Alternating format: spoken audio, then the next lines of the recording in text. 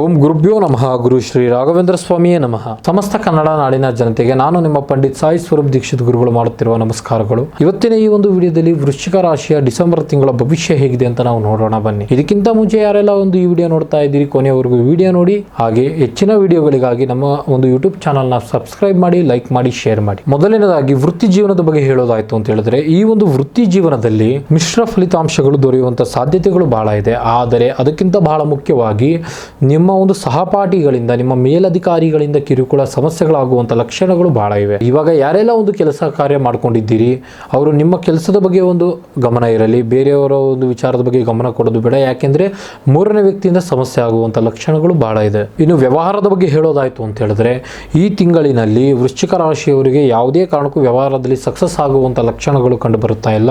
ಹಾಗಾಗಿ ನೀವು ಏನಾದರೂ ಒಂದು ಇನ್ವೆಸ್ಟ್ ಮಾಡಬೇಕು ಅನ್ನುವಂಥದ್ದು ಎಚ್ಚರ ಮಾಡ್ತಾ ಇದ್ದೀನಿ ಅನ್ನೋದಾಯ್ತು ಅಂತ ಹೇಳಿದ್ರೆ, ಮುಂದಿನ ತಿಂಗಳಿನಲ್ಲಿ, ಬರುವಂಥ ತಿಂಗಳಿನಲ್ಲಿ ನೀವು ಹೂಡಿಕೆ ಮಾಡುವಂಥದ್ದು ಬಹಳ ಉತ್ತಮ.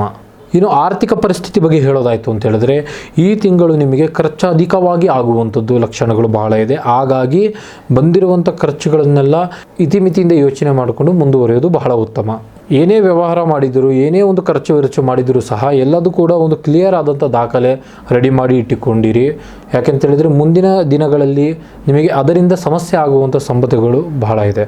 ಈ ಒಂದು ಮುಖ್ಯವಾಗಿ ಈ ಒಂದು ರಾಶಿಯಲ್ಲಿ ಇರುವಂಥ ವ್ಯಕ್ತಿಗಳು ಯಾವುದೇ ಕಾರಣಕ್ಕೂ ಸಾಲ ಕೊಡುವಂಥದ್ದಾಗಲಿ, ಸಾಲ ತೆಗೆದುಕೊಳ್ಳುವಂಥದ್ದಾಗಲಿ ಈ ತಿಂಗಳು ಮಾಡಬೇಡಿ.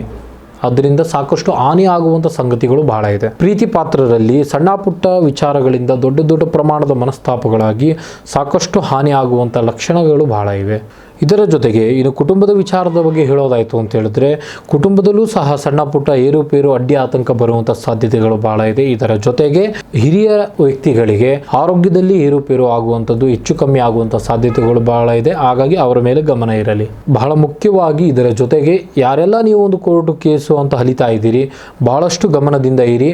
ಸಾಕಷ್ಟು ಹಾನಿ ಆಗುವಂಥ ಲಕ್ಷಣ ಕಾರ್ಯಗಳು ಬಹಳ ಇವೆ. ಇನ್ನು ಆರೋಗ್ಯಕ್ಕೆ ಸಂಬಂಧಪಟ್ಟಂಥ ವಿಚಾರದಲ್ಲಿ ಹೇಳೋದಾಯಿತು ಅಂತ ಹೇಳಿದ್ರೆ, ಈ ತಿಂಗಳು ನಿಮಗೆ ಆರೋಗ್ಯದಲ್ಲಿ ಹಾನಿಯಾಗುವಂಥ ಸಂಗತಿಗಳು ಬಹಳ ಇದೆ.